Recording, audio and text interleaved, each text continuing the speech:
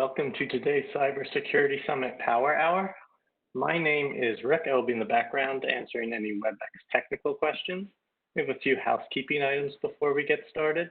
If you are experiencing any technical difficulties joining the WebEx session, please submit a question using the Q&A panel. During the presentation, all participants will remain in listen-only mode. And as a reminder, this event is being recorded for rebroadcast. We'll be holding a Q&A session at the conclusion of each of today's presentations. We encourage you to submit written questions at any time during the presentation using the Q&A panel at the bottom right of your screen. Please type your questions into the text field and hit send. Please keep the dropdown as all panelists. With that, we invite you to sit back, relax, and enjoy today's presentation. I would now like to introduce Bradford Moran, CEO of the Cybersecurity Summit. Bradford, you have the floor. Great. Thank you, Rick. And thank you all for joining us. This is going to be one of our final power hours. It's been a very interesting and interactive 3 months. And on that note, actually, on July 28th, next week, we are going to be hosting our very first virtual and official Cybersecurity Summit. We'll have almost 30 experts. It's going to be focused more towards the Southeast region, but everyone is welcome to join us. That's July 28th, and the information and the agenda is on Cyber Summit USA. Another big announcement on July 23rd, in just a couple of days, our sister company, Tech Expo, will be hosting a free job fair. It'll also, of course, be virtual. And that's for anyone out there with a top secret security clearance. We have over 20 top companies that are going to be recruiting and meeting all of you virtually, both over live chat and live video. So that is on techexpousa.com. I'll share that website with everyone in the Q&A panel. And with that, after each speaker is concluded, we're going to run this like a TEDx. We'll have speakers today every 20 minutes or so. We're going to kick it off with the FBI, then Google, then Duo Security, and then we're going to be concluding with the Department of Homeland Security's cyber division, which is called CISA, which will be addressing some complementary tools that you'll be able to use and as a takeaway, and most importantly, some upcoming threats that may be weaponized as soon as this weekend. And if you do join us for the entire session today, you'll be getting CPE credit, which we will email you in approximately 2 to 3 days. Most of the slides will also be shared in 2 to 3 days. And without further delay, let's start rocking with our power hour today. We're going to bring on Tim Lassiter Jr. From the FBI. Tim, can you hear me?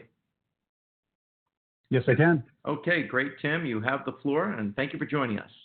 All right. Thank you very much for that kind introduction. As far as an overview today, we're going to be looking at the current operating environment, then look at some of the threats we're seeing emerge, and then we'll zero in on one particular type of scheme, kind of do a little bit of a deep dive into that, then wrap up with some questions. Before I get started, I feel obligated to do a little bit of a disclaimer. Throughout this presentation, there may be some opinions interjected. The opinions are mine and mine alone, and not necessarily those of my employer. So you've been warned. If you have any issues, it's with me and not with the FBI. But with that, I will go ahead and get started. So it shouldn't come as a surprise to anyone, but there's a global pandemic going on. And that's dominating the current environment that we're experiencing, both in the cybercrime and in our personal and business lives.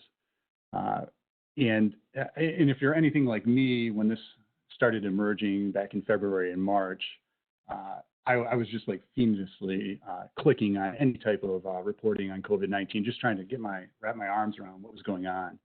And so, like, if it said COVID-19, there's a good chance I was going to check it out if it was on a reliable news source. And cyber criminals realize that trend too, and they'll use it to their advantage. So they know if they interject COVID-19 into their spam right now, it'll increase the odds that somebody's likely to click on it, and therefore improve the success rate of their campaign. So it's just kind of an obvious point, but it's one that's worth bringing up. Likewise, it seems like essentially overnight, everybody switched to this remote workforce environment. And cyber criminals actually picked up on that trend too, because now all of a sudden that people that are grown accustomed to working in a physical office space and, job functions being a certain way and, updates coming a certain way and information being shared, suddenly everything was turned on its head. For example, myself, like just within the last week, I had 2 instances where I received what I thought were suspicious emails asking me to take some actions that typically I wouldn't do. And it required me to make a couple phone calls to validate, like, yes, in fact, this is how we're doing it. So at a fundamental level, we've been kind of changing how our business operates. And so as we're all, as a workforce, growing accustomed to these new rules and how we go about doing everything, cyber criminals realize that too, and they're taking advantage of some of that uncertainty. Last but not least, the critical industries are vulnerable. Again, this one is somewhat obvious, but healthcare as a sector is under tremendous pressure right now. As they respond to the pandemic, they have to, again, implement procedures that they typically wouldn't do. And likewise, if they are victimized by some type of fraud scheme, everything's amplified because the media focuses on them. They know they're providing a critical service, so they need to be up and running 100% or even more.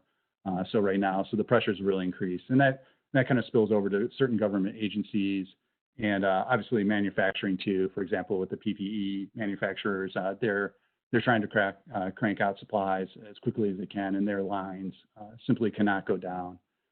So that, again, cyber criminals realize this pressure, and if they can target a hospital or a PPP manufacturer right now, they know that chances are they'll have more success just because of the confusion and then the pressure for them to keep the lights on and to keep the operation moving.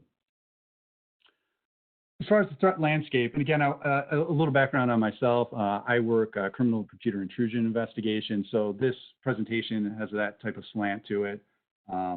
So while you might get a different opinion or point of view from others, this is kind of how I see it from that perspective.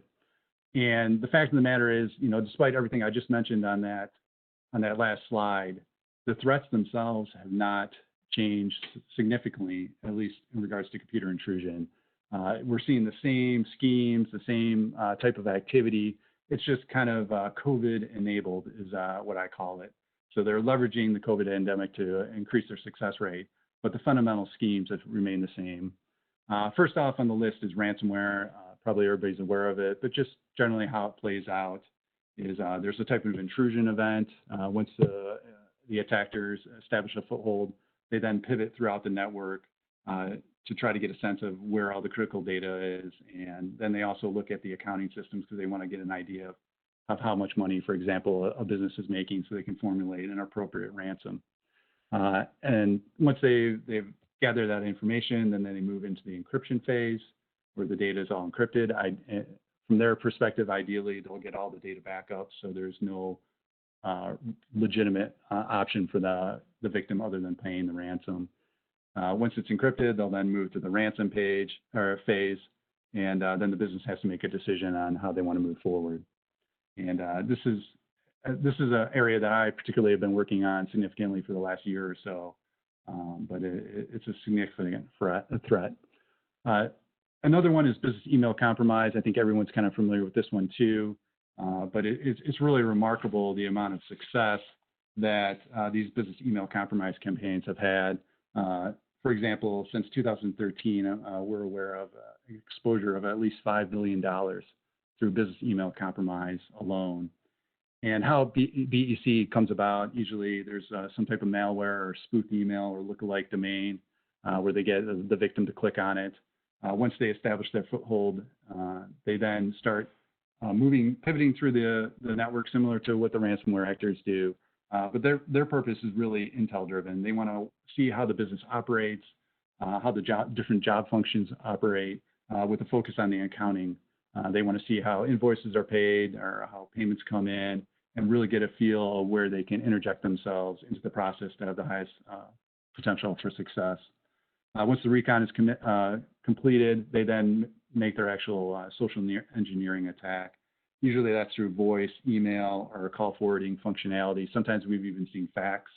And usually it's the perpetrators are impersonating either a business executive in the organization or potentially a client as well.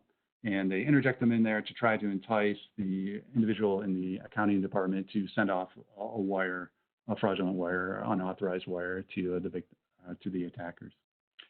And as I mentioned, again, I have a computer intrusion perspective, but I'm also aware through communications with my colleagues that general fraud is increasing. That typically takes the form of different sham treatments, bogus investment opportunities, healthcare fraud. In the FBI, we work those through our white collar program, so I don't have a lot of visibility into it, other than I am aware there's been a significant uptick since the COVID pandemic has started. So let's take a deep dive into ransomware. This is the one I'm going to be focusing on. In the interest of time, I wanted to make sure that I at least kind of go into a little bit of detail into one of them and try to cover everything at a relatively shallow depth. So ransomware, where did it start? Pre-ransomware, from about 2008 to 2015, the cybercrime area industry was dominated by banking Trojans, and I think there should be some common names there, such as Zeus, SpyEye, Citadel. There were a number of different banking Trojans that were really taking advantage of the migration of users to online banking platforms and the financial institutions trying to adapt to these new threats. And these criminals were wildly successful. For example, the Jabber Zeus crew that operated from 2009 to about 2011. We're aware of $70 million in actual losses. So these are funds that left the victim's bank account and were not recovered. And that's only the amount that we're aware of. So we suspect it's actually much higher than that. So $70 million is certainly a lot of money in essentially a little over a 1-year period. But the good news with these banking Trojans, there was all kinds of leads from an investigator standpoint. There was the malware writers themselves. There was also the money laundering component, the loaders. It just kind of goes on and on. And so we could attack it from many different perspectives from an investigative standpoint. We would focus on the malware. We'd disassemble it, try to find leads from there, different domains that it was communicating with. We'd also follow the money. So once they compromised one of these victims, they would then need to get the funds out of the country. So they usually use some type of money laundering service. And so we, as an investigation, we'd launch into the money laundering service. And then finally, because of the sophistication of these schemes, a lot of the criminals couldn't do it all in-house. So they would have to have a presence in online cybercrime forums where they'd come together as kind of an underground marketplace to exchange services and work on their different business projects is actually the term they use. But it was great for us because we knew once we penetrated some of these private forums, everything would suddenly open up to us. And we'd have all sorts of investigative leads to track them down. And because of that, we had a lot of success. Now, in comparison, in 2016, when ransomware kind of came onto the scene, it's relatively simple. There's really no money laundering component because they typically use some type of cryptocurrency, which kind of has money laundering built into it. There's really no data exfiltration, generally speaking. So there's, once they get on the network, they do their thing, and then that's it. There's no leads for us to follow as far as watching where the money goes or where the data goes. So there's certainly more challenging investigations for us. And then in 2017, in like a 2 to 3 month period, we had WannaCry and NotPetya. And these were massive campaigns. WannaCry in particular, I believe some foreign governments, their entire divisions or departments were brought to their knees. They were unable to operate. So it had a massive impact. Fortunately for us, it was kind of crude. And while it was functional, it didn't do a fantastic job of what it was designed to do. Similar to NotPetya, while there was a high volume of intrusions, again, it just wasn't well planned or thought out. But nonetheless, there was a huge impact. And from about 2018 to 2020, we've noticed a trend where we're not seeing these huge, massive ransomware campaigns, high volume ransomware.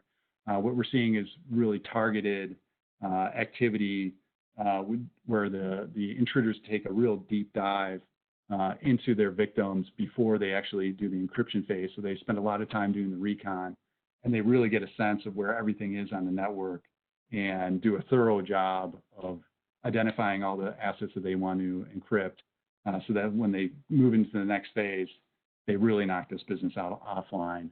And likewise, as I mentioned before, they also target the accounting department because they want to get an idea of the books and to see, what type of money this victim can pay out.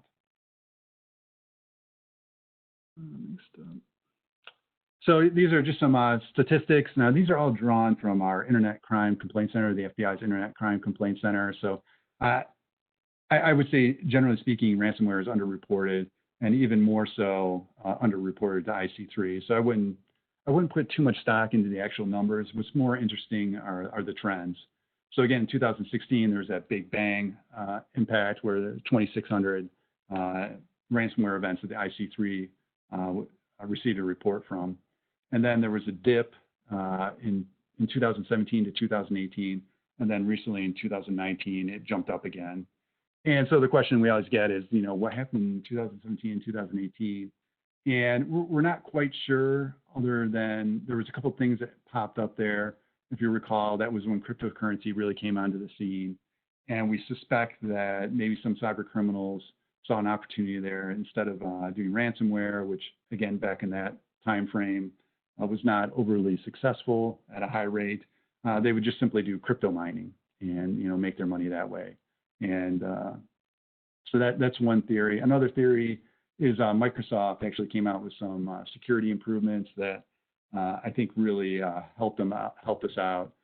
There was the what was it called? The controlled folder access functionality that Windows introduced, and that's essentially a simple whitelisting feature into Windows Server 2019 and Windows 10.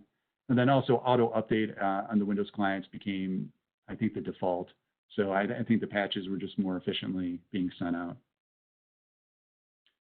And I also want to draw your attention to the trend as far as businesses. Again, with the increased sophistication and the amount of time and resources they're putting into targeting these victims, they want to make sure they get their payday.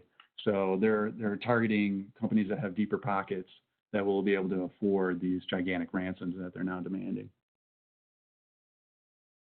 So what's the impact? Basically, it's across the board. We break up critical infrastructure into 16 sectors, and everyone has been affected, particularly hospitals, schools, governments, businesses. For the most part, the actors seem to not really care or have much moral, ethical concerns as far as targeting hospitals or schools. They're more than willing to do it if they think the victim is going to pay. In fact, some groups will actually actively target them out. So they'll go after the hospitals, police departments, things like that, because they know that if they're able to knock them off the line, these entities are more than likely going to have to pay. They'll just be required to. High cost of victims.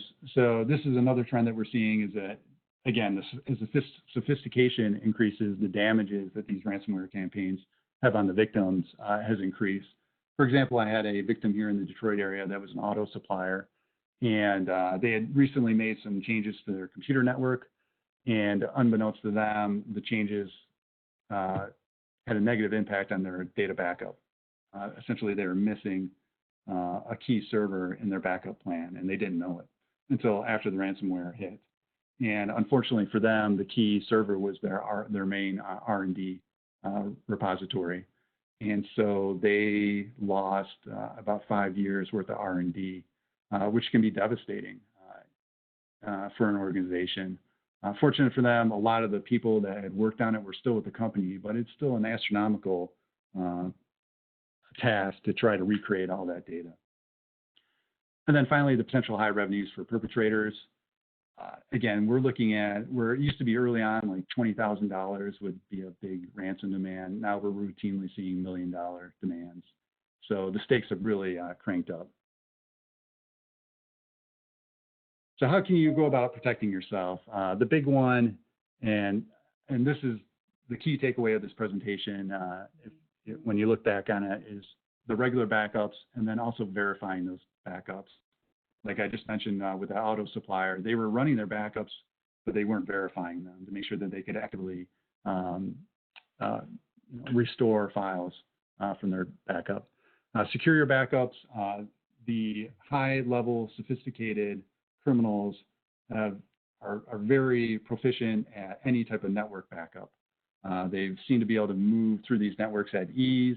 And while you think you have your data segmented off and it's in a protected space, they've been able to penetrate that and compromise the data backups. Obviously, you want to categorize your data, figure out what your crown jewels are, and really lock those down. Make sure you're backing them up as much as possible. Again, going back to that auto supplier, that R&D server, they really should have been focusing on it because that was their key data for the whole organization. And as I mentioned before, network segmentation, I wouldn't rely strictly on electronic segmentation. I think you want to have an air gap where the data is not on your network physically.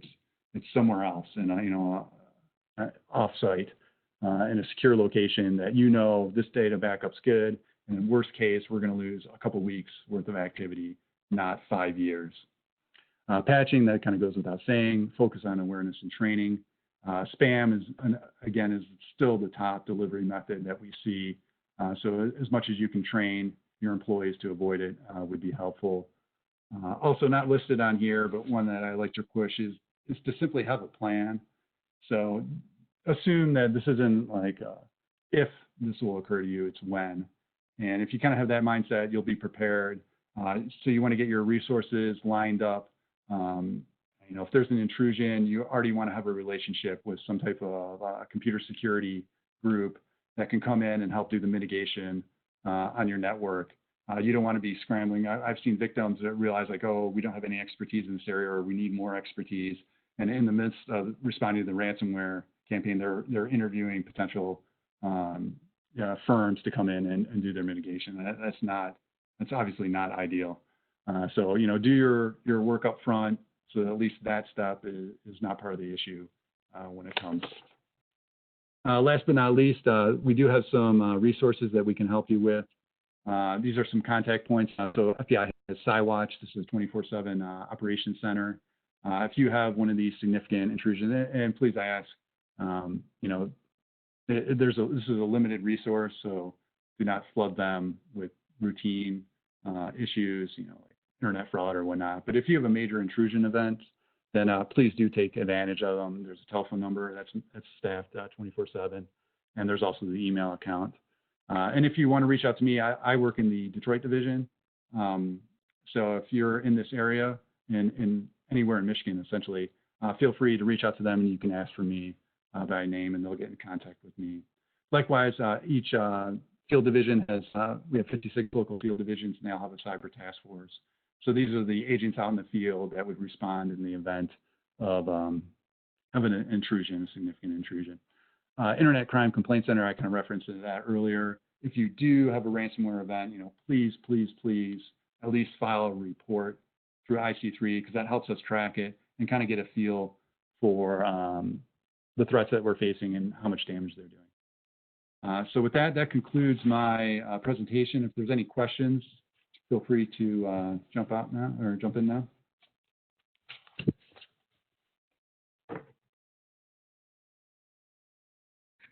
Great, thank you so much. Let's see what we have here in the question box. Okay, all right, we have one here from Patricia. By categorizing your data based on value, wouldn't that make a criminal's job easier? Yeah, so in regards to that point, what you want to do is, there's like routine data that, and it's different for every organization. So I'm kind of just going to speak broadly. Sure. But you want to nail down like what's the key data? Again, going back to that auto supplier, for them it was that R&D server, and so realizing that of course you want to back up everything on the network, but that one absolutely 100% needs to be backed up. And so if there's a question of limited resources, you want to dedicate them to preserving that data and make sure that one's solid. So if everything else goes down, at least you have your R&D. And every business is different. So, how for some businesses, maybe it's the email server is the critical piece of data, or maybe there's an accounting system, but whatever that system is, prioritize it and make sure it's good. Your data backup's good. Right. Gotcha. And we have, let's see, do you have any success stories where a company did something like the backup verification periodically that led to an early discovery of this type of an attack? Yeah. Again, the companies that spend the resources on data backups generally do better than ones that don't when it comes to ransomware. Because, if you have a good solid backup, you're like, oh, you want $1 million? Like, well, no, we can restore everything to, at worst, lose a month, and we're not going to pay your demand. And that is our way out of this issue. If each organization takes it upon themselves to make sure they have a good data backup, the money will dry up. And these cyber criminals, again, these are really labor-intensive campaigns where they're doing the recon on the network and gathering all this information. They're spending a lot of time. Yep. And if they're not getting a good return on their investment, they'll move to something else. Yeah, it must be a scary situation because after you tell the cyber criminal, hey, we're not going to pay, then you're going to feel like, oh, this guy's going to, do many more attacks on our network if they get really mad. So it is certainly a dangerous playing field out there. Here's another question. Are you seeing a trend in ransomware double payout like what occurred with Blackbaud just recently? No, I'm not familiar with that particular incident. Okay. And I will say one thing about, and I'm not sure if this is what this refers to, but as far as double payment, we've certainly seen incidences where, unfortunately, victims have paid the ransom, decrypted their data, but the mitigation piece was not complete, and then they were right away infected again. So I don't know if that's what that speaks to, but that on a rare occasion does occur, and that's why, again, getting a solid cybersecurity firm in there that can help you clean your network is a critical piece. Yeah, it'd be interesting. I know hospitals have a very tough ethical time debating if they are threatened to be shut down, or if a cyber criminal says, hey, in 10 minutes, we're going to shut down all of your EKG machines or something like that. They're put in a very precarious situation.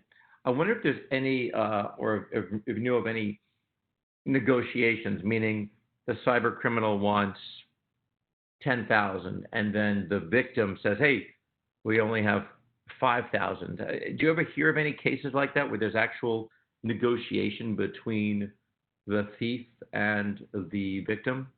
Yes, that actually is a common occurrence.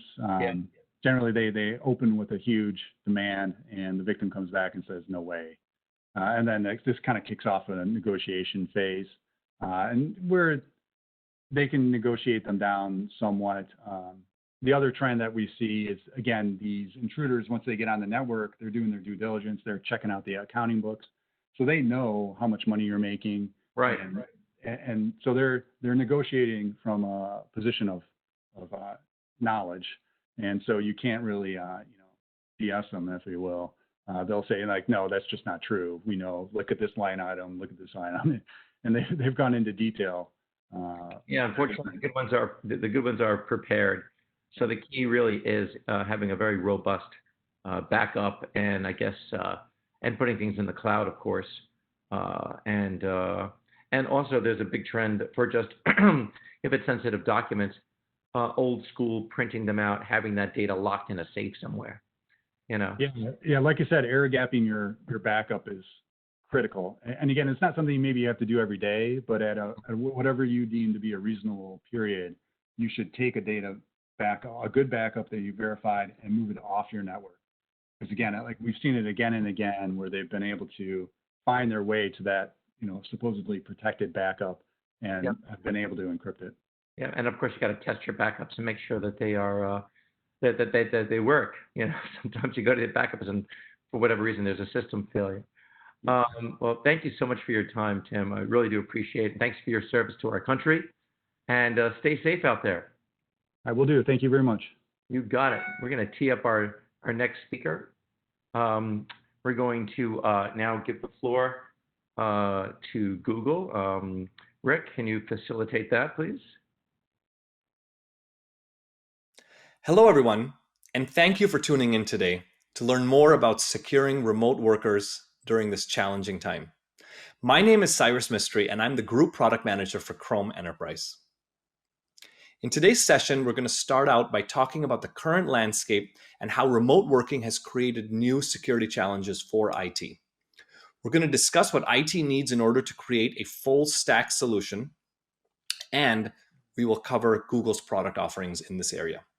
Please feel free to ask questions in our live Q&A module, and please remember to fill out the session survey at the end of the presentation. We would love to get your feedback. And with that, let's go ahead and get started. COVID-19 has required organizations to embrace remote working just to keep the lights on.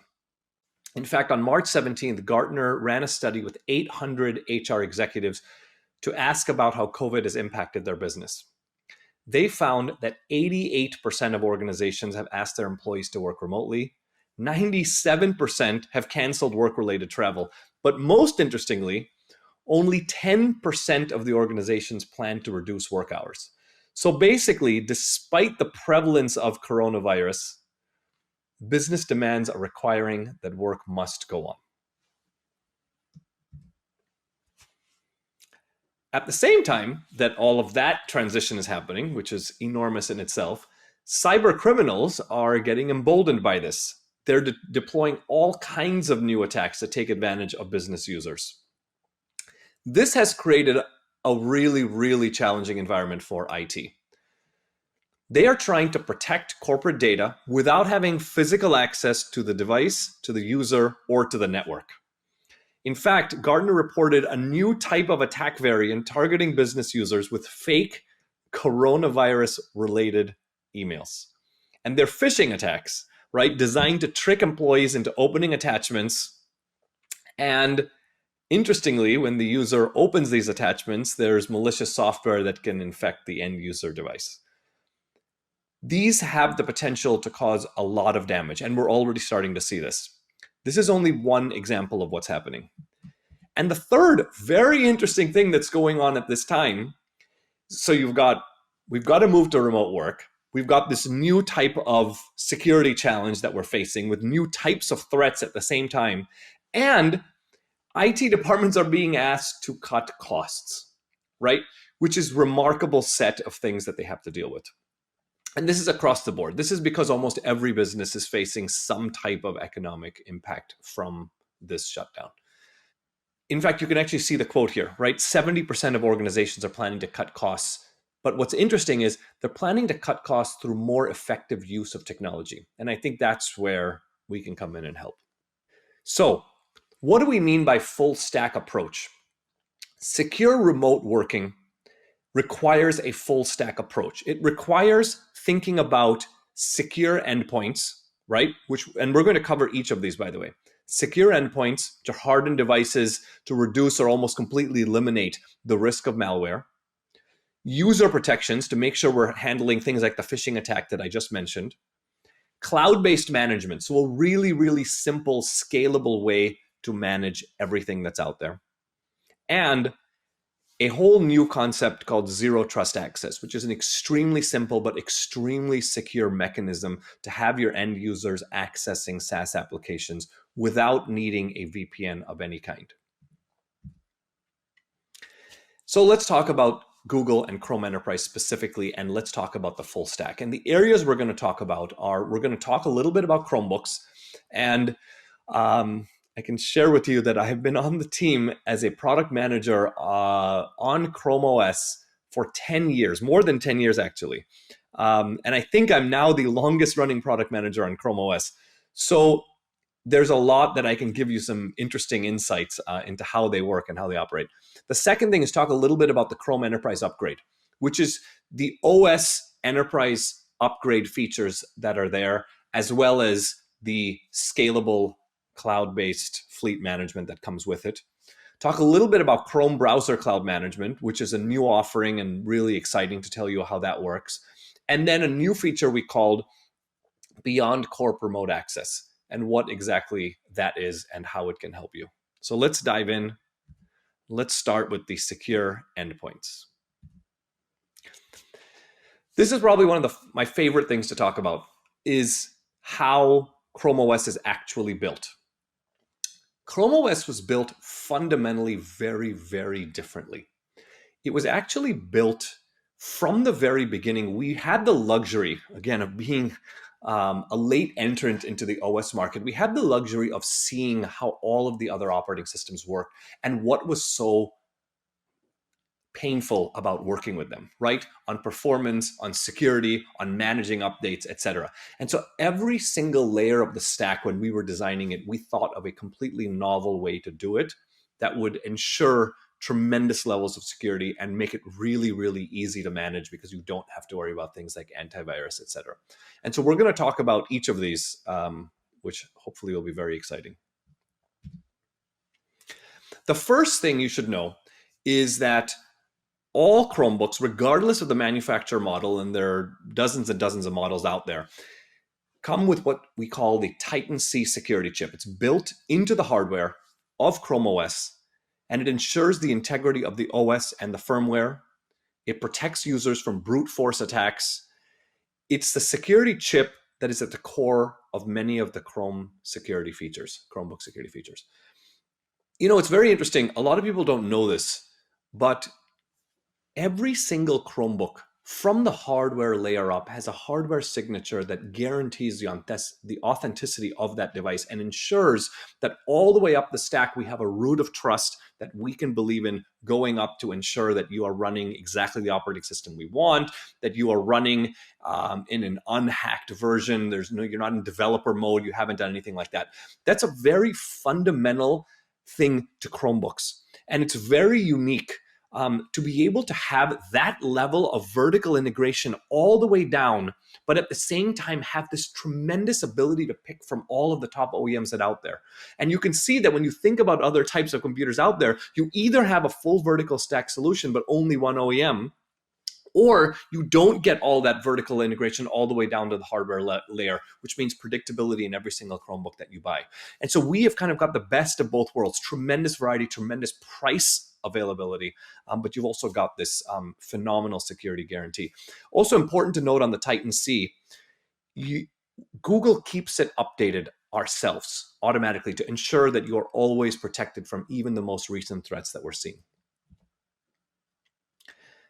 Another interesting point that I like to bring up is, we call it Builtin Antivirus, but that doesn't mean that there's antivirus software actually running on the device. It means we've made it so that there's no such thing as an executable hacking into the operating system and running malicious things. And there's a variety of reasons for this. From the very beginning, we decided to make, first of all, we made the operating system read-only, which means you cannot modify the operating system. On other operating systems in the past, you probably will know this, some of you that have been around as long as me, that when you installed an application, it became a super user essentially. It could do all kinds of things. It could change registry settings. In fact, this is why in the old days was actually when you uninstalled an app, there were still remnants of the app all around. There's no concept of that on a Chromebook. There's no concept of updating or modifying the OS via an app. It is completely read-only. There's a second thing that we do that is also very interesting, where we do something called sandboxing. And those of you that are in security, you'll know what this means, but it means protecting everything and putting a box around it so that everything has to stay within there. Not only is the entire OS to some degree sandboxed like we talk about, but then every single application is sandboxed. The Chrome browser itself is in a sandbox. Every tab within the Chrome browser is in a sandbox. We even have this concept. It was an enormous engineering effort by the security team to do something called site isolation, which takes this notion of sandboxing and takes it one level further to make sure that an untrustworthy website can't get information from other sites. And so sandboxing is very important, and it's a concept in security called defense in depth, which many of you will have heard about, which basically means you have to go through a lot of hoops. You would have to break out of the site, out of the tab, out of Chrome, et cetera, to even get there. And then you would still run up against the wall of you can't really modify the operating system. And then there's this other really neat aspect, which is number 3 on here, that is one of my favorite things, which is we think we're really good at security, right? You can ask security experts about how great Chromebooks are security-wise and why they're loved by government entities and all of that all around. But we're not sure of absolutely everything that we could have possibly missed. And so every single time we boot, right, a Chromebook already boots in 5, 6, 7 seconds, right, very, very quickly. We actually spend time in every boot, in those precious seconds that we force ourselves to be really, really fast at, to verify back from that root of trust that makes sure that every single bit of the operating system is exactly as we intended it. This is a very, very important concept. We were one of the very first to ever do anything like this verified boot. But here's where it gets really interesting. Let's say we find out that something has been tampered with or the operating system isn't exactly what we expected it should be. We alert the user, we don't boot from that, and we actually keep a clean, pristine, segregated operating system on there, and we will actually boot from that. And the user won't even know. And so what's really neat is by having those two operating systems, you're always ensured to have one clean operating system that you can revert to if necessary. But that also provides another added benefit, which is because you have two operating systems on every Chromebook, if you have modifications like updates that you're getting, right? As you're working, you're happily working, updates are coming down to the operating system. They can happen on the second version.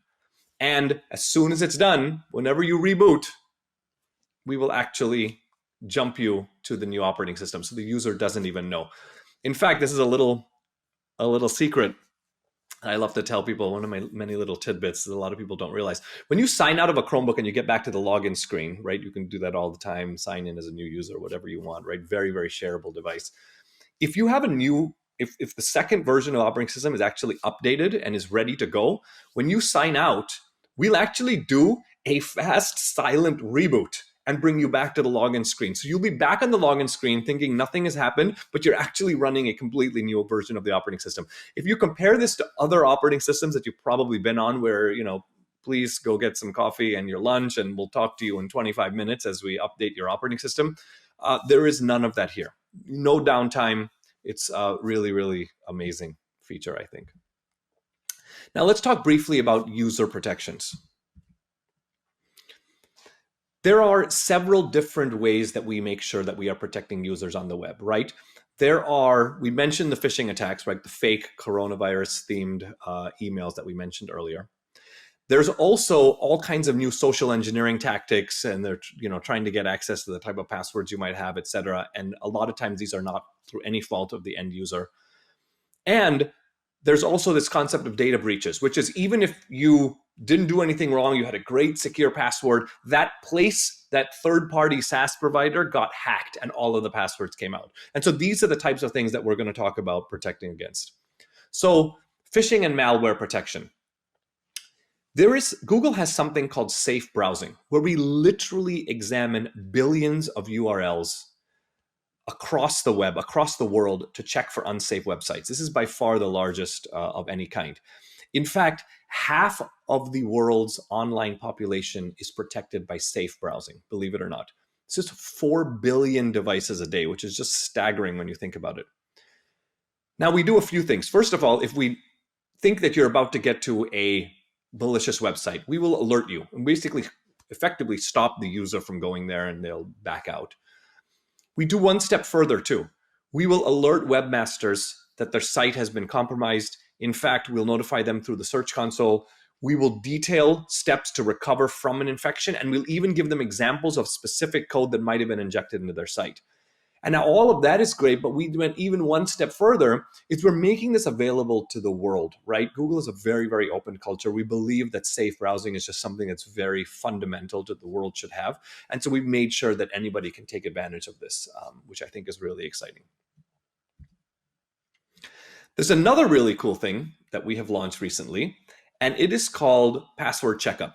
So if you guys get a chance, go to passwords.google.com. I'm sure all of you are going now. You can wait a few minutes or make a note of it on the paper next to you to go to passwords.google.com and do something called the Password Checkup, which is really, really neat. We actually will check for all kinds of things like, hey, by the way, you've used your password multiple places.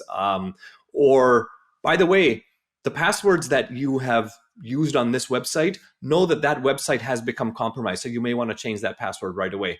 This is a great example of the types of things that we're trying to do to empower people to make sure that you have very, very secure passwords at all times, right? As much as we hope that the world is going to move towards two-factor authentication and all those great things, this is still, unfortunately, a very big reality of how we get access.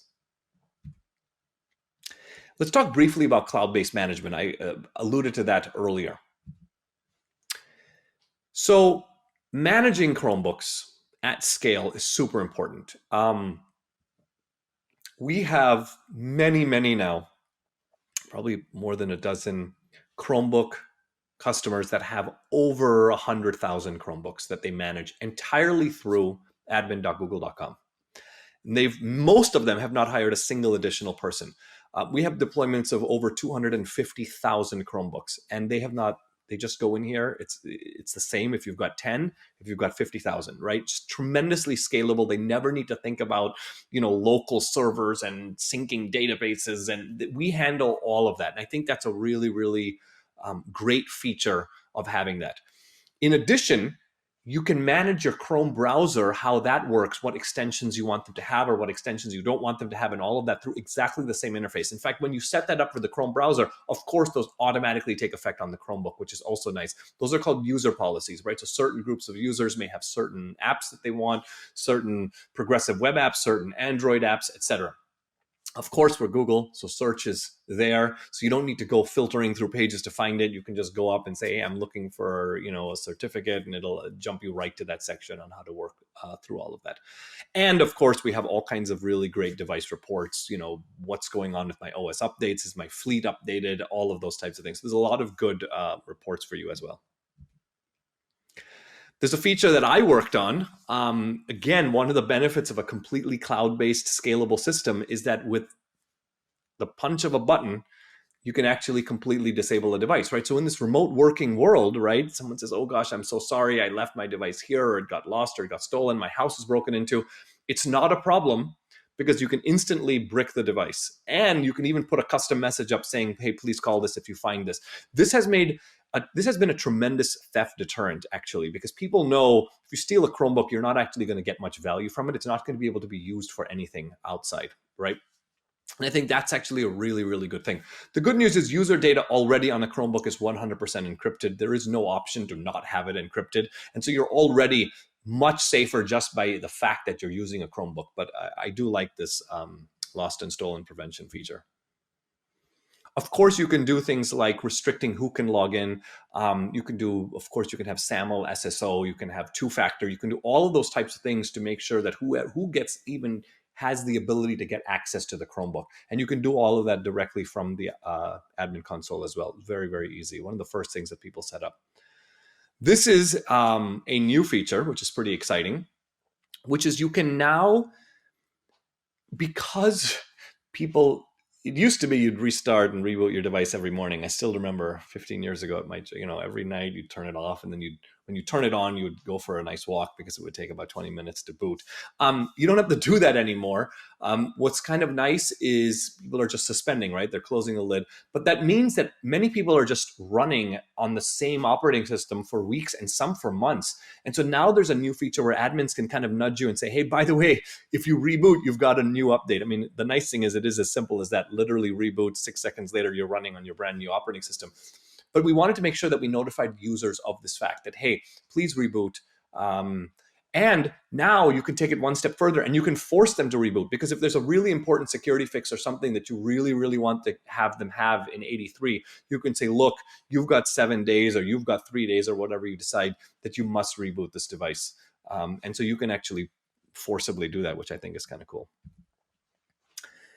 Now, all of that great stuff I mentioned, you can also now do for the Chrome browser, which I think is also really, really exciting, right? So you can manage your entire set of browsers instead of using, registry and ADMX and SCCM and all of that fun. You can actually do this entirely from the cloud. And that gives you a lot of other really cool advantages, right? There's a really neat feature called the password alert feature, which will make sure that if your corporate employee is trying to use that same corporate password elsewhere on some other website, right? They want that to be their password for some third-party SaaS site. We will literally notify the admin and we will notify the end user, hey, you need to change your password, right? That's not allowed. Also, the other benefit of doing this is you can get all kinds of interesting reports that you couldn't get, right, when you're managing the browser locally. If you do it here, you can get all kinds of reports about the types of extensions that people are using and the applications that they're using. So there's a lot of other cool stuff that you can get. You can manage OS browser updates as well in a much easier way. So there's a lot of these cool things. So I definitely urge you to try this out. It's called Chrome Browser Cloud Management. Do look this up when you get a chance. And now let's talk briefly about zero trust access and what that means.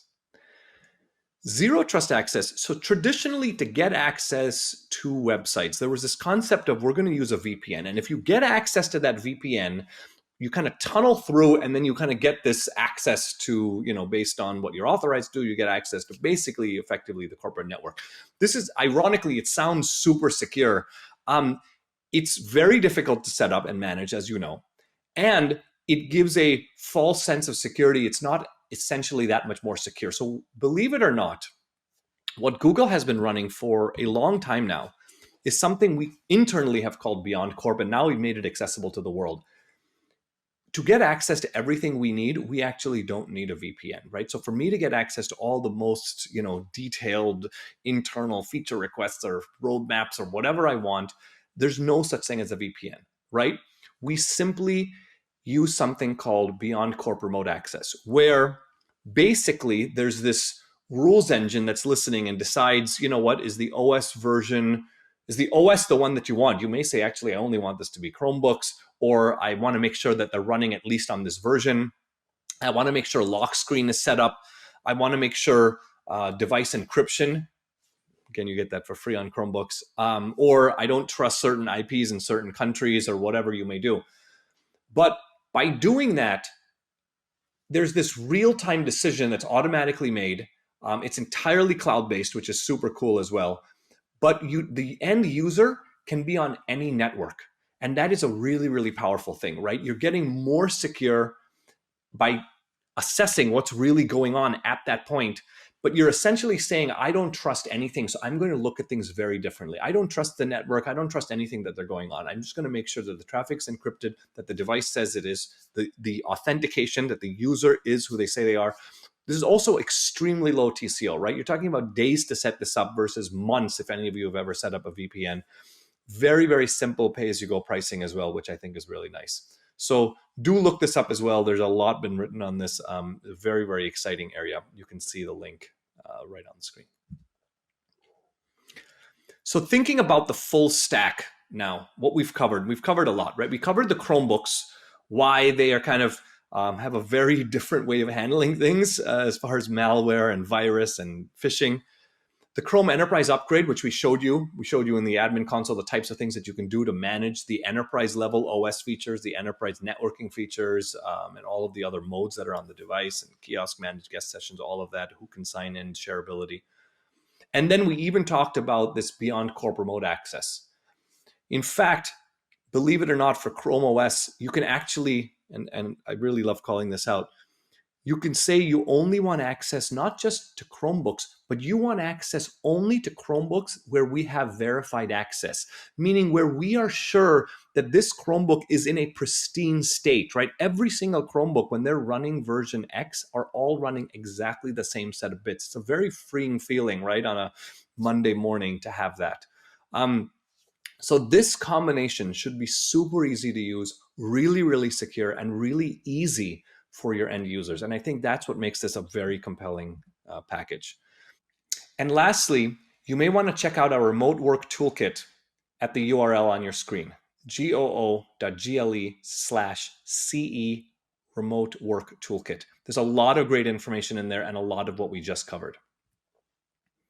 And lastly, on behalf of the Chrome Enterprise team here at Google, we want to wish you safety and good health in the coming weeks and beyond. Thank you again for joining us today. All right, we're going to try to stay on time and we'll right into our next speaker. We have Dave Lewis. He's with Duo Security, the advisory CISO. Dave, are you there? I am here. Can you hear me? Yeah, you have the floor. Awesome. Well, I am happy to be here in person, and I'd like to thank everyone who has managed to stick around up until this point, and I greatly appreciate you taking time out of your schedule. So my name is Dave Lewis, and I'm here to talk to you about the flaming sword of justice, what exactly that means in my parlance, and I'll get into that in just a second. Okay, why is this not going? There we go. So I've been doing security for the better part of 25 years, but truth be told, if we go back to 1983 when I was duping video games and selling them to kids in school, I've been at this for quite a long time. But that's another story. I personally identify myself as a hacker, and if you do a quick search on your favorite search engine, you'll find that, yeah, hackers are not all that well looked at, but this is the whole idea here, is that it's not the criminal hacker, it is talking about the curiosity, the innate ability to tear something apart and do it live. So I am Canadian. I live here just outside of Toronto, Canada, and I have worked in the US quite a few times. I have lived in Charleston, South Carolina, as well as Washington, D.C. Now, I work for Duo Security, which is now part of Cisco Systems, and as vendory as I'm going to get is I'm going to say that we are available with our multi-factor authentication product on the Cisco website, so I'll leave it at that. But one thing we did miss when Cisco and Duo got together was we did miss a naming opportunity. We could have been Duo, Cisco put it together, we could have been Disco, and full props to my boss, Wendy Nather, for that one. So our mission is really simple. Our mission is about protecting your mission. So zero trust, what is it? Like, we've heard definitions of it, we've heard discussions about it. It really is as simple as reducing risk in your organization. Let's not make it anything more flowery than that. It really is that simple. It's about understanding where trust is happening, where the access decisions are being made. You want to be continually verifying who and what is on your network, and you've got to assume that all of your networks and your systems are hostile, and you start from that point. And making sure that you understand this is not a rip and replace discussion. This is really about leveraging what you have currently in your environment to do a better job, as well as adding in extras that you may not have currently, like multi-factor authentication or network zone segmentation. But with network zone segmentation, that is something you can literally do with the products that you have in place today. Now, if I ask a room of 100 people, or in this case, 230, thank you for sticking around, what is love, then I'm going to get 230 different answers. It's really that simple. Now, the same thing really has happened to zero trust in a lot of ways. And the way I like to describe it is as simple as it's on fire. Once you have that as your baseline, you can have a longer discussion because things are going to happen. I worked at a financial organization years ago where they promoted code into production, and unfortunately, things went horribly, horribly wrong. And I'm sure that no one has ever had to suffer through that before. As a security practitioner, you feel like you're constantly dodging trains, and this is a feeling and a nuance that I've lived through for better part of a couple of decades, heading towards my third decade now.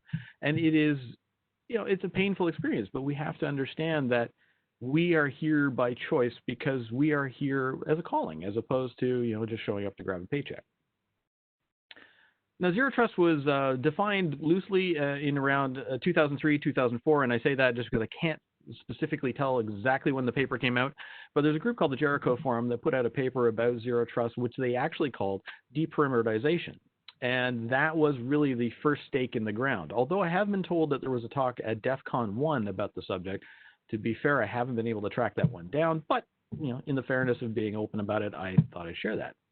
Now, an analyst at Forrester back in 2010, John Kindervog, he coined the term zero trust. The best thing about this term is it got people to pay attention. A lot of times I'll hear people say, oh, it's just a marketing term. Well, in truth, that's a yes, but there's a lot of substance behind it. And don't feel bad about how long it may or may not take you on your zero trust journey. Our previous video, they talked about Google's version of BeyondCorp, which literally took them over 8 years to implement. So, don't lose faith. Now, if you want to read more about this afterwards, there's a great book from O'Reilly called Zero Trust Networks. I don't know the author nor have a stake in the book, but it's a good resource to check out. The landscape for IT has changed, especially with, I'm very reticent to say the new normal. I just say days that end in Y at this point. We have a remote workforce. We want to make sure that we're enabling them because we have cloud, mobile, anywhere, and that's pretty much how we are today. We have to look at enabling multi-cloud access because one shoe does not always fit everyone. We have to enable BYOD because not every organization has the ability or the capacity to give devices to all their users that are now working from home.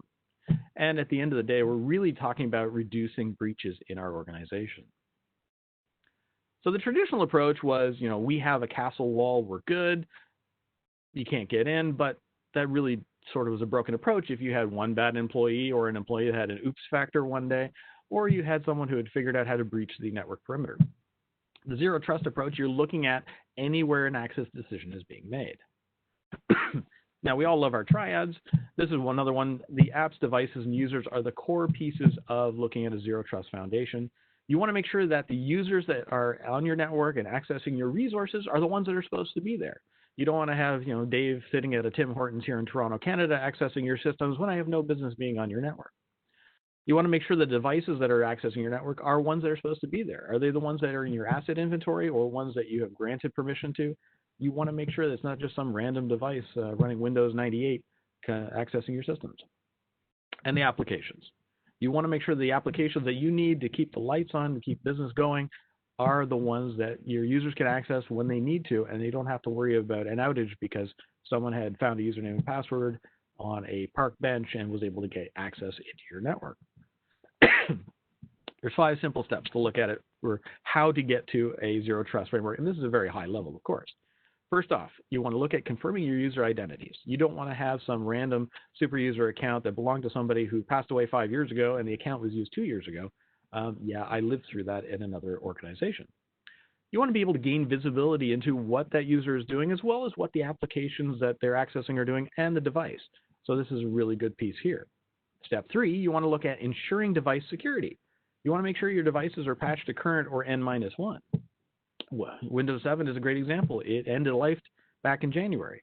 Do you still have it in your network? Not outside the realm of possibility. Step 4, you want to have contextual access policy. So you want to make sure that users that are strictly for finance are not suddenly accessing the backend mainframe or making router changes, as an example. And step 5, you want to secure access to all applications, be it Salesforce, be it Office 365, be it Google Calendar, whatever it happens to be. You want to make sure that you are marshaling access to those to ensure that they are there when your users need them. Now, years ago, before I ever got into anything of any note in the security space, I did a degree in classical studies and archaeology. Didn't see that one coming. One key piece that I learned in that role was that castles simply don't scale. And we have to make sure that we're looking at security in a very different way than we have traditionally. The idea of trusting something just because it's inside your firewall is a broken notion. In one power company I worked at years ago, the CIO looked at me, it's okay, we trust everybody who works here. Turned out in retrospect, there was at least 2 people that we should not have been trusting. Now, we all like to be environmentally friendly, but we want to make sure that we're not recycling our usernames and passwords. If you are using the same password on multiple websites, that could be a serious problem. Attackers like to breach a site and then take that list of usernames and passwords and then reuse them against other sites to see if they can escalate their privilege or gain access to other kinds of resources. Pardon me. And a password really isn't any sort of security function. It is, the key that's left under the mat in front of your house. It doesn't mean that the person coming through the door is the person that's supposed to be there. And if you don't have a second factor or multi-factor authentication, then the system can go, oh, I don't know who you really are, go away. Now, back in 410 AD, going back to the archaeology bit, and didn't think you were going to get this lesson today. A great lesson from history was in 410 AD when the Visigoths sacked Rome. And what they were able to do is they were able to surround the city and wait until their resources ran out. So in 410 AD, the Romans gave up and they opened the gates and the city was sacked. They showed demonstrably in 410 AD that the perimeter-based security approach that we have clung to in many IT organizations, I've lived through several of them, was demonstrably broken. Now, up here in Canada, we like to go for hikes a lot, and one of the things is the running joke is if you want to be safe, you got to just be faster than the hiker behind you. But when you put that in a IT and computer sense, you have to realize that there's more than enough bears to go around, and you have to constantly be vigilant. When you're reducing risk in the organization, it's key to make sure that when you're looking at it, is looking at it from the perspective of zero trust. You want to make sure that it is policy driven, you have trusted access, you know the device user's credentials and the policies that are coming in, and you're limiting the risk. There is no sense of putting local admin accounts on every laptop in the network. It's just a fundamentally broken notion. Now, years and years ago, probably about 15 years ago now, or longer, I was working with somebody who I refer to as the Flaming Sword of Justice. His entire mantra was, how do we get to know? And this was very unfortunate because it did nothing to enable the business or to move things forward. So we need to, as security practitioners, put down the sword and be there to help enable the business to do business in a safe and secure fashion, whatever our organization happens to be. Trying to get to know is an unfortunate notion because data breaches are going to keep happening.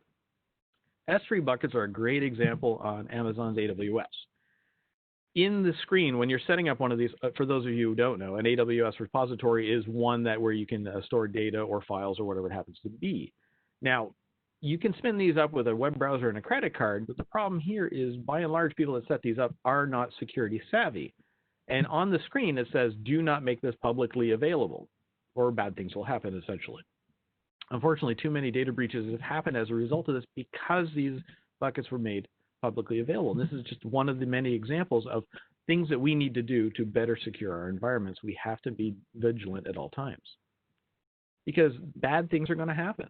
If we look at Verizon DBIR or various other reports, 81% of stolen credentials data breaches were involving stolen or weak credentials. Using compromised devices as well. These are things that we can fix. Static username passwords have really come and gone. We have to look at multi-factor authentication, password lists, biometrics, whatever it happens to be. We can do better. Because we have a porous perimeter. No matter how much we like to pretend otherwise, it really has all sorts of things coming and going. And we have to mature our understanding of what that perimeter is. The perimeter is anywhere an access decision is being made. I know I said this earlier, but full credit to Wendy Nather, my boss, who came up with this one.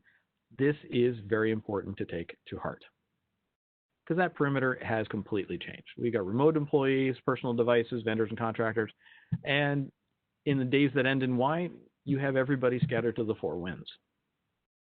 So with the zero trust model, you're really looking at every application, every trusted user, and every trusted device, and it's really that basic at the core fundamental of it. You want to focus on the access.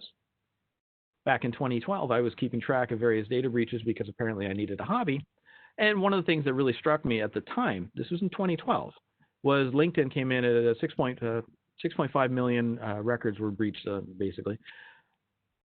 And now we're seeing data breaches on orders of magnitude of billions of records. In 8 years, we have really, really deteriorated. And there's really no good reason for this. And I know what it's like to go through a data breach because I've been there, done that. One morning I came into work and there it was, the phone was blinking and press wanted to talk to me. Why? Because somebody got into our network. So years ago, this is a site called informationisbeautiful.net. They do great data visualizations for all sorts of different data sets. One of them is data breaches. So if you check that out, this is an example from a screenshot from 4 years ago of the different types of records that were showing up. Then 3 years ago, and now this. It is absolutely maddening that they actually had to rejig the way they were doing data presentation so it would fit on the screen. So why is all this happening? Well, let's take a look at what is open in the United States as an example. So this was a few days back, but great example of how many ports are open. This will change on a day-to-day basis, but at the time that I did the snapshot, there's over 182 million ports that were available in the United States. Not a bad thing. You need them open in order to get business done. However, you have to understand that a subset of them will have issues. So, for example, of that snapshot in time, 1,562 of them were vulnerable to Eternal Blue. 18,000 plus were vulnerable to Heartbleed. Almost 39,000 were vulnerable to Bluekeep, which was a unfortunate one. These are the kind of things that we had to take a step back and go, wait a second, we can do better. So, how do we do better? We've got to look at from a trusted access approach to the zero trust angle. We have the ability to do network zone segmentation with our switches and routers. We have the ability to go through and rationalize all the user accounts within our Active Directory structure or whatever you're using within your organization. We need to devalue those stolen credentials because the attackers, that's what they want. There is a monetary value associated with those credentials. Low-hanging fruit is something that we need to make sure is soured for the attacker. We don't need to make their job any easier. This is a big money game for them. As we heard, for example, with Tim Lasseter at the beginning of this conference, that they are looking to make big money. And one particular example he pointed out, there was $70 million, and that was just the money that they knew about. You need to complicate lateral movement within your organization using uniform security policies. You don't want to have one laptop is a different security policy from another one, which just happens to grant the attacker elevated access into your network. We don't need to make their job any easier than it already is. Bastion hosts, this was a conversation I had years ago, in 2003 actually, where I talked about making all laptops and desktops Bastion hosts and then doing away with the DMZ. Obviously, this is based on your risk profile for your organization, but at the time, I was basically chased out of the room by very unhappy admins who would have had to maintain all of this, and here we are now, years later, we're talking about zero trust. The DMZ to the internal, we always talk about hardening everything that we put in the DMZ and making sure that it's super secure, but then the internal systems we'll see that are rolled out with patches missing and things like that because, oh, it's all right, we have a firewall. This is something that we have to address. When you're looking at doing a zero trust journey, you want to set expectations. You don't want to try and boil the ocean and say, look, we're going to do everything within the next 10 minutes. It's just not going to happen. This is an iterative process that will take years. And to be fair, there's no end state. There is no compliance checkbox. There's no certification that says, yes, we're zero trust. It is just a journey that we have to continually be on. It is a game of increments. So if you start with multi-factor authentication in your organization as one example, and then moving to network zone segmentation, you're helping to reduce the risk over time. And you need to celebrate those wins as you get them deployed. You've got to determine what are the priorities for your organization. Are you in financial services? Are you in defense? Are you in healthcare? Obviously, your risk profile is going to vary from one organization to the next. And you don't need a vendor saying, this is one size fits all, because it never does. You want to learn how to stop these attacks because, example, legitimate credentials have been breached in your organization. The average report says are roughly about 200 days before anybody notices that it's happened. Imagine if it was just 10 days.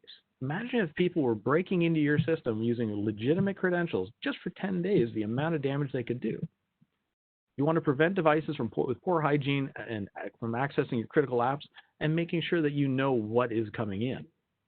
You need to verify your users, verify your devices, and protect every application in your organization.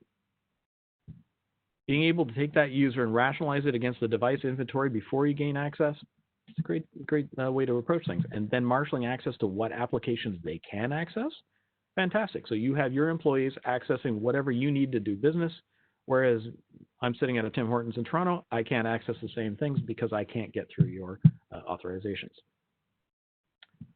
We want to make sure that we are talking about trusted users. Make sure you know who they are before they come in. Password just doesn't cut it anymore.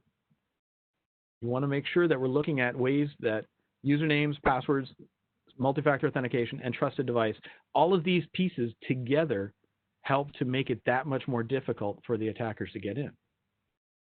Trusted devices, make sure that the devices are patched to current or N-1. Oh, sorry. Every application, you want to make sure that every application, whether it's on-prem or in the cloud, you're able to control that access. You want to be able to get granular and say, okay, these particular blocks of addresses can't get in, or this particular network can't access, or if you're in country X, they can't access your systems. Obviously, that's not a be-all, end-all because they could always VPN through another country, but this is just one way to help reduce the risk. It will not obviate it. So for a shopping list, you want to look at doing an asset inventory, look at going through your user management, device management to make sure that you have a secure, uniform security policy. A defined repeatable process is something that you can do in your organization. You don't need any vendor to come in and help you with it. This will help reduce risk all by itself. And then once you have all these different pieces in place, like network zone segmentation, multi-factor authentication, all of these will feed information back into your centralized logging or whatever it is you're using. So you can look at analytics. You can see what's happening on your network because the authentications need to continually flow. The attackers will come at you from every different way they can think of. So we don't need to make it easier for them. This is a great example of a submarine map for spanning the globe. Attackers will go after any point here and then layering up all the way up the stack to all the different access points that they could potentially come in. They're not going to just come after your website. They're going to come in any way they can. So when we looked at the ports earlier, we went through the whole list of them, and there was a subset. So I pulled one out of there as an example, and I looked, and there was 8.6 million different SSH daemons that were running. This one in the background here was an example of one that was horribly compromised, and it had roughly about 12 different severe security issues related to it itself. That's just one example. You want to make sure that you're encrypting your data in flight as well as at rest. There's no reason not to do this anymore. Unfortunately, we still see examples popping up in the media from day to day. There's a better way forward. Multi-factor authentication is a better way. We need to get rid of static passwords. WebAuthn, and yes, I accidentally capitalized the N. One of these days I'll remember to fix that. But this is a way of doing passwordless authentication for websites. This is not universal at this point, but hopefully that will change over time as working groups with W3C are working to get better at this. They published a public standard, a open standard, about a year and a bit ago. Please check that out. If you take nothing else away from my talk today, please take the time to read that. That is a great way forward for doing better security. All right, so really quick summary. Assume everything's hostile, establish a trust engine, reduce your threat surface, continuously validate, and keep it simple. Because if you have that asset inventory right through down to network zone segmentation, you're going to reduce risk in your organization. The sword that we used to run around with as security practitioners is dissolving, and this is a good thing. We don't have to throw the holy hand grenade of Antioch every time there's a security issue. Thank you, everyone, for listening today. I do appreciate you being here, and I know that your time is valuable. And if you have any questions, you feel free to email me or follow me up on Twitter. And I really have had a great time today, and thank you very much for being here. Thank you, Dave. Dave, as always, quite entertaining as usual. Cheers. And it looks like you have retained 100% of the audience. So thank you so much. Ah, good. Awesome. Let's see. Question. These slides, I think I've asked you before. Can we make these available to our listeners and viewers? Absolutely. Terrific. Absolutely. Great. Well, you know, it is 12:48. We are looking forward, of course, seeing you at a live event because I know that you are even more entertaining and educational in person than you are with our Power Hours. Thank you so much for your time. You've been great. Thank you very much. We're just going to roll right to the DHS because he has some. He wants to. I don't know if you weren't in on our pre-session. There is a new virus, new weapon, new malware that's coming that's going to be weaponized this weekend. So you may want to stay with us to learn about it. And without further delay, let's bring on JD. JD, are you there? Yes. Yeah. Can everybody hear me okay? I think you can. Okay, JD, we are excited to hear about the happening in the near future. Take it away. All right. So JD Henry, I am a cybersecurity advisor with Department of Homeland Security's Cybersecurity and Infrastructure Security Agency. Again, coming to you from my home office / dining room. And we've got about 10 minutes. So I've only got about 15 slides, but I want to go through these rather quickly. That way we can make sure we can save some time for questions. So if you haven't heard of JD, we are not going to cut you off at 10 minutes. You can have the full 15 to 20 minutes, okay? If you've got to give me the hook, you do so. So it's a virtual power hour. You could take the full 20 minutes, all right? Okay. All right. So CISA, we were signed into law in November of 2018. We were pulled out of Department of Homeland Security's National Programs and Protections Directorate. When they pulled us out and made us our own independent agency, it was to really do this, what's the slide's depicting here, is to become the nation's risk advisor. Really, they wanted to look at risk holistically, not just in terms of cybersecurity, but our physical security, our major telecoms for emergency communications, our 911 systems, and so forth. Pretty lofty goal, but the way the agency was structured and set up, it's achievable, and we'll kind of see how that goes. But really, it comes down to partnerships on how we can protect the nation and the homeland. So I am an advisor. We're not your typical Beltway type federal agency, similar to the way the Secret Service and the FBI and some of the others are set up. We are regionally located throughout the nation. So you'll see that map here shortly. But the program itself, or what I provide, a lot of what you just heard from Dave, we really want to be able to get out there and a lot of words on the slide, but really what it comes down to is we work both sides of an incident.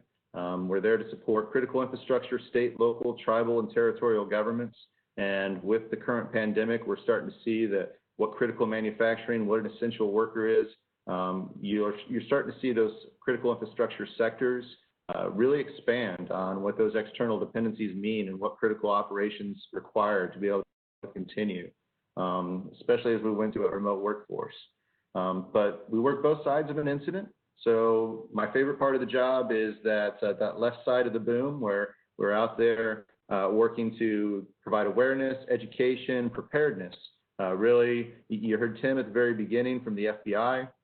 My goal is to make his job as easy as possible and try to take some of that workload away from him. To make you as our audience here as secure and resilient as possible. So if you not win, but win, you have to go through and be able to respond that you're able to do expeditiously and effectively to be able to recover and get back to a normal operating state. Those things are tough, especially when we're put under operational stressors. No plan usually survives first contact, but we have a lot of different resources out there that are available to be able to help do that education, awareness, and preparedness. And then the worst days are the ones that we're out there actually doing incident response coordination. So we've called in, whether or not it's a utility or critical manufacturing, healthcare, and we're there trying to help them through the process of response and recovery, bringing resources to bear, and we'll talk a little bit about those as well. So again, advisors like myself are dispersed throughout the country. If you look right there, I'm actually located on America's beautiful Central Coast, right outside of St. Louis, Missouri. But we do have 24 of us others dispersed throughout the nation, with the mothership sitting back in DC. We also have plans to hopefully add about 28 more by the end of the year. So that hiring process is ongoing. So there is local support. And I think where this is really important is that we have a vested interest in the communities that we serve, because those are the communities we live in. My family and I drink the same drinking water as everybody else in our area, so I have a vested interest in protecting it, as well as everything else around. So we really do have some skin in the game as far as making sure we're out there, we're active, and we're supporting you to the best of our capabilities. So any cybersecurity briefing wouldn't be complete without your obligatory picture of a faceless guy in a hoodie. Who's targeting you? For us, we're a bit agnostic for a lot of it, for the advisors anyway. Really, we want to go out there and make sure that you're prepared to be able to respond and recover to any type of attack, whether or not it's an advanced persistent threat, whether or not it's a hacktivist organization, whether or not it's cyber criminals. For us, really, it's you getting back to a normal operating state if you're victimized at any point. So we really don't try to take a specific threat-based approach, but we do focus on what are current threats and trends and things that we need to address to make sure that no matter who's out there just randomly sweeping the wild, wild west of the internet IP space for a known vulnerability they have the capability and ability to exploit, isn't targeting you as a target of opportunity rather than just a targeted, deliberate approach.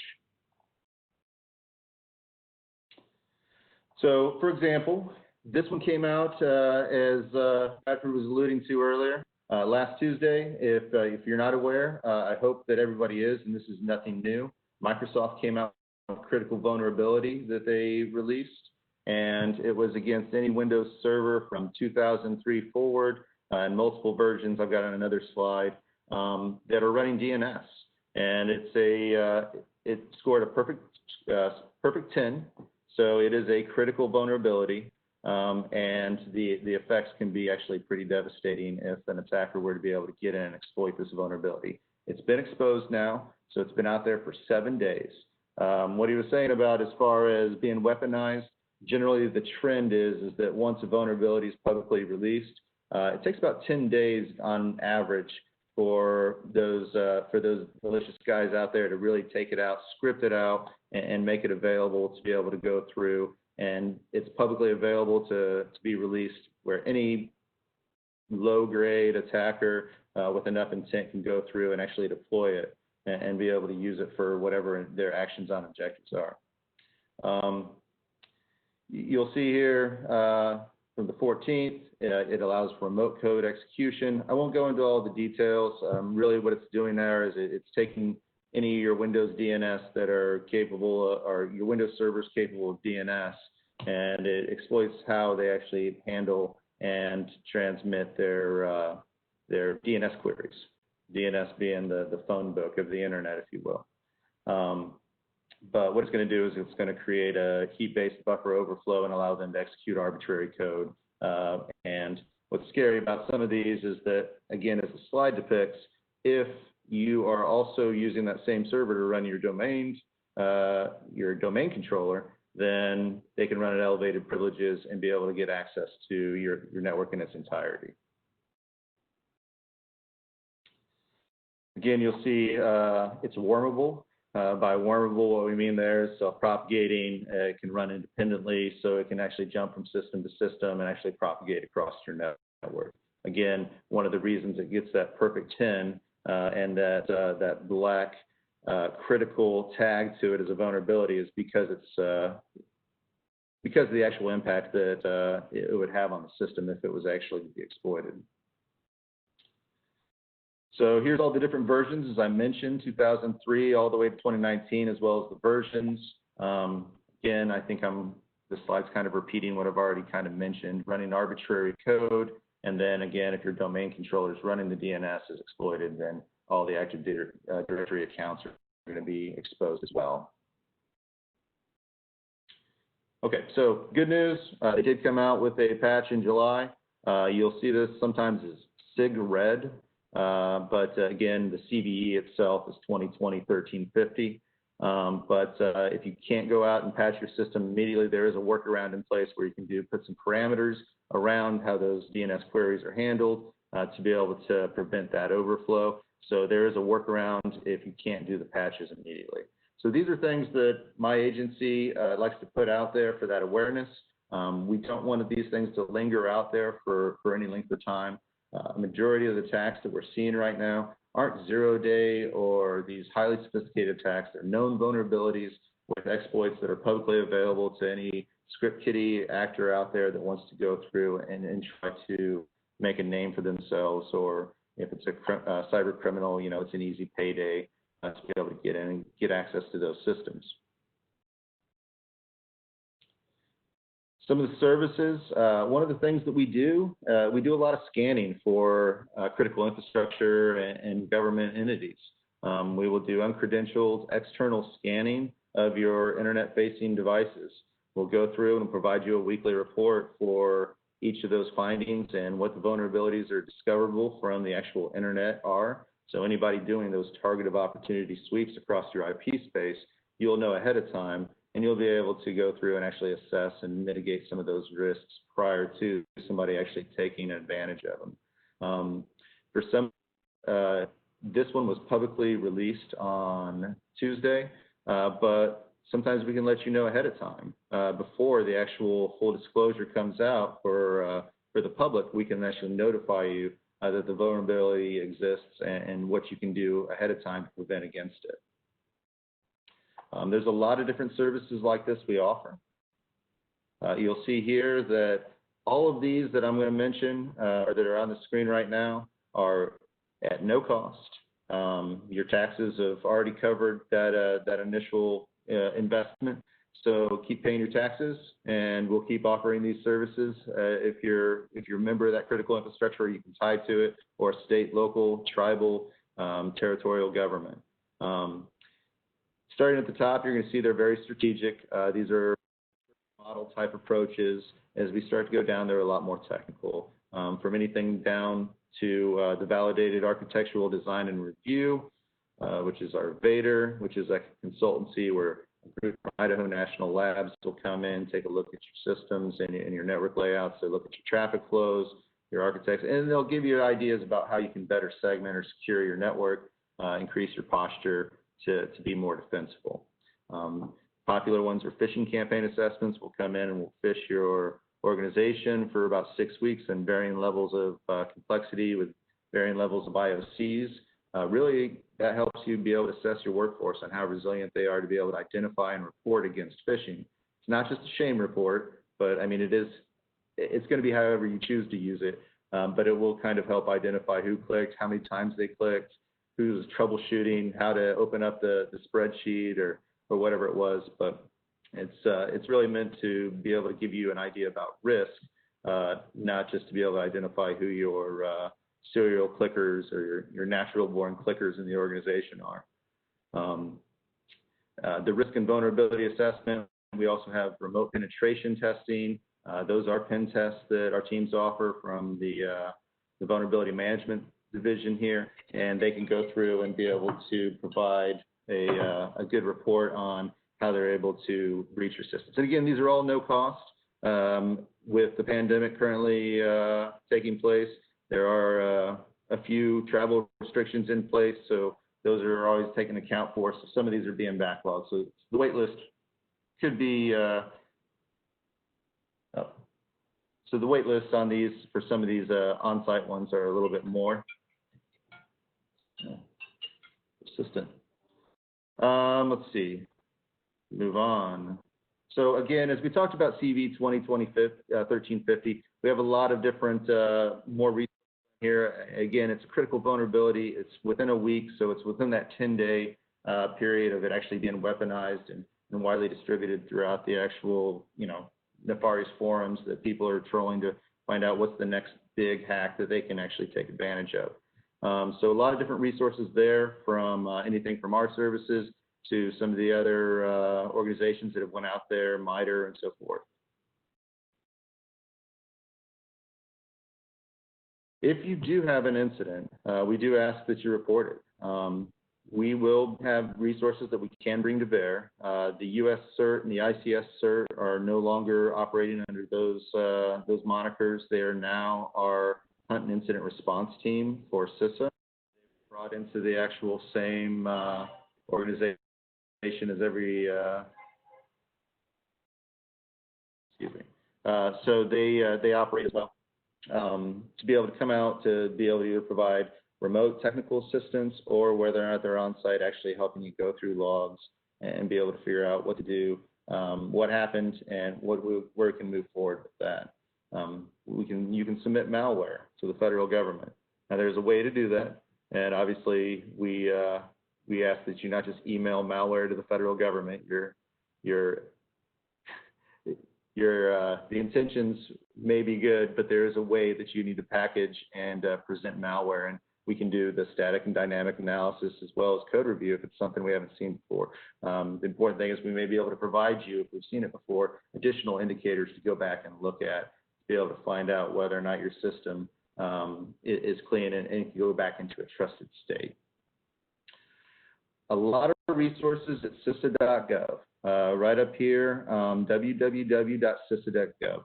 I encourage, if you take anything away from the presentation, you go out to that site, take a look, and be able to go through whether or not it's the National Cyber Alert System, whether or not it's some of our other bulletins and advisories. We have products out there. We have an entire section dedicated to just COVID and what is an essential worker, how to be able to go through and identify who's essential in your workforce. how to set up a remote operations center. Again, our goal is to make sure that you can continue to operate and to be able to supply those critical services to the nation. A lot of resources, probably too many for me to be able to cram into this, but knowing that CISA.gov exists, knowing that you have advisors that you can reach out to, again, that's probably the most important thing. You can reach out to me at any time. You're never bothering me. I will call you back. I will call 2 people back here as soon as we get off the call today. But I'm happy to go through and answer any questions that anybody has. I know that we just flew through that, but everything I spoke about is available on the site. Everything that is coming up, if you have questions, you can submit those queries to either through your regional advisor, or you can go through directly back to that CISA service desk. So for me, Bradford, I think that's about as quick as I can go through it. That was that was almost too quick. All right. Well, thank you for that update. Our people certainly liked it, and you did retain about 85% of them. So you get the free hamburger. It's coming to you. All right. Yeah, I didn't want to interrupt people's lunches. Yeah, no worries. Okay. So does the patch require a reboot? Oh, that's a great question. Yeah. I believe I would have to check to verify. I don't want to tell you one way or another, and I don't want to make anything up. I believe it does, but I'd have to go back and validate that. Okay. But yeah, I'd have to go back to again. If we can go back to that link, I would go to this Microsoft portal here. This portal, msrcmicrosoft.com. That would be your authoritative source. So always use your authoritative source. I believe it does, but I'd have to go back and reread to give you a definitive answer on that. I'm sorry. That's okay. Well, and also double check and recheck and trust no one. I always like leaving off with that. Here's another question for you. Does it matter, maybe a little bit more specific, does it matter how large your organization for DHS/CISA to get involved? Are small businesses included? That's from Diane. And is there any kind of parameters that you could share with the 200 executives? No, it's a great question. A great question, Diane. No, in fact, we have an entire section within our site for small and medium-sized businesses, the SMBs. A lot of the questions we get, for the most part, is where do I start? You know, I'm a small organization. I don't have for a full IT security department. We have our cybersecurity essentials section that's on there. A lot of really good. It actually just got reworked, so there's a brand new flavor of it out there. But yeah, absolutely not. So we don't put any parameters around it. In fact, a lot of the organizations I target when I go out, or at least the ones I prioritize, are the smaller businesses, the ones that have lesser resources, because they present the most amount of risk. The larger organizations usually have more resources to bring to bear, and they don't really require so much outside assistance. But absolutely, there is no parameter.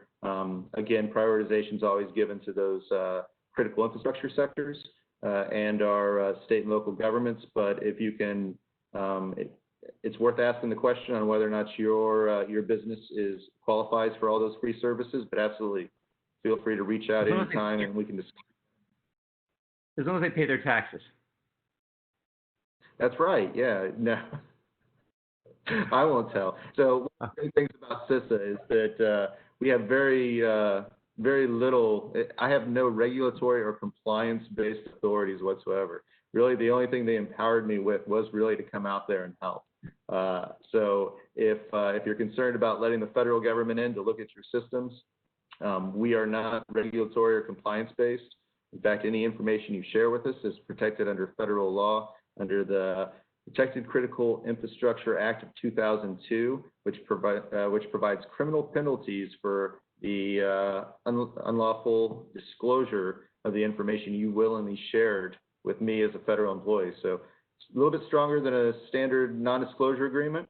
We won't actually sign non-disclosure agreements because it is protected under federal law. But instead of going to court and trying to go through litigation for penalties, I get to go spend a lot of time in a federal correctional facility. So a lot of motivation for me and my peers to be able to protect that information for you. Well, you guys have been doing a great job, and thank you again. And of course, always the questions we get, most of these slides will be shared, correct? JD? Yeah, absolutely. You're been happy to present these to the audience. Excellent. Well, JD, thank you so much for joining us. I'll let you go back to fighting crime and stay safe, wash your hands, and hopefully we'll see you at a live event one of these days. Yeah, no, I'm looking forward to it. Thank you so much, everybody, for sticking around. I do appreciate it. You got it. Thanks a lot, JD. And for those people that have stuck around, congratulations. You've gotten your CPE credits, and we'll go ahead and email those out to you in a few days. We'll get the slides up as well in a few days. And again, some special announcements. On July 23rd, for those of you that have an active top secret security clearance, you could visit Tech Expo USA. We are doing a virtual job fair. I'm actually going to type in the URL right now. And if you know anyone that has a clearance, they'll get the opportunity to interview with over 20 companies, either face-to-face via virtual live chat or text chat. We have a few more power hours set for this month. And most importantly, on July 28th, we are having our first virtual day-long cybersecurity summit with about 25 top experts from the Secret Service to FBI to DHS to some of the most brilliant cybersecurity solution providers out there. Of course, it is free to attend, and you can hit Cyber Summit USA, our website, to register for that event and any of the other 17 other events that we have that are going to be taking place across the country. Thank you so much. Just got a thank you from Ann. Ann, thank you for joining us. And Patricia asks, are these day-long sessions pretty much the same? Well, we're going to have panel discussions. We're going to have 2 panel discussions with topics such as security orchestration, on incident response, on ransomware.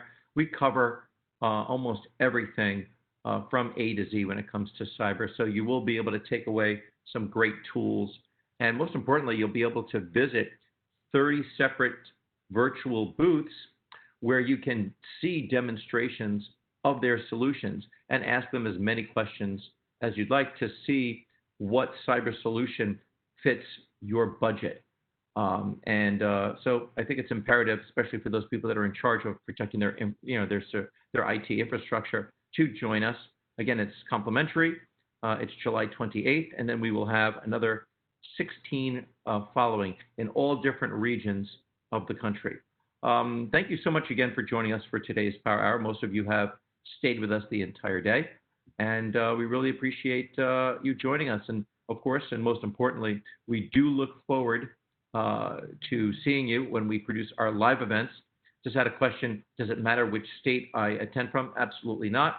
And it doesn't matter what country you are from. Everyone is welcome. We are breaking it up region specific. So let's say if you find a solution that you'd like to engage with your company, you can maybe set up a virtual meeting for your company in the Southeast or on the West Coast or in the Northeast. So that's why we break it up by region, so that the local top cyber solution providers are close to you in proximity so that they can install and protect your critical infrastructure. And let's see, will I still get credits since I left you joining? Yes. All right, well, I will let you go. Thank you so much for joining us. Bye-bye. We'll see you soon.